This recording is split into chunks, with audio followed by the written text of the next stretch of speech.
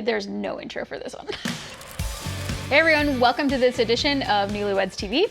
My name is Leanne, and today I'm here to talk with you about the top 5 things your guests do not care about. First, how much money you spend. They do not care about this. What they really care about is that they have an awesome, fun experience at your wedding. That could mean great food, great dancing, exciting stuff, but it doesn't matter how much you spend. 2, having a ton of speeches at your reception. Honestly, this is an area where I highly recommend you keep it super simple and speedy. I have been shocked more than once when I was helping with a wedding where the speeches went on too long and guests just started ignoring the speech giver and talking amongst themselves at their tables. Unfortunately, people have very short attention spans, and what seems uber important to you and to the person speaking is not always of equal importance to the listener. So you gotta keep it short and sweet. Whether or not you have a top shelf bar. Now, I don't mean that people don't care about this at all. It does mean that a mid-level option is usually sufficient. Nobody needs the most expensive of anything at a wedding.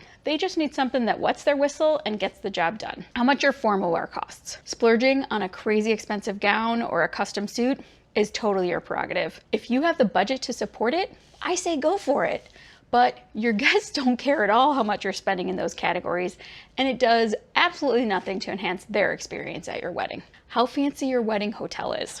Now, I'm not saying your guests want to stay in a dump, but what I am saying is that most people spend very little time in a hotel room when they go to a wedding. So choosing a high-end property often ends up pushing folks to stay elsewhere outside of your wedding block. If you're wanting the bulk of your guests to stay at the same hotel, you need to choose something a bit more middle of the road so everyone can justify staying there. If you want to learn more about how to build your guest list, then watch our next video linked up on screen now. It's going to help you decide who to invite and who not to invite. Thanks for watching, and we'll see you next time.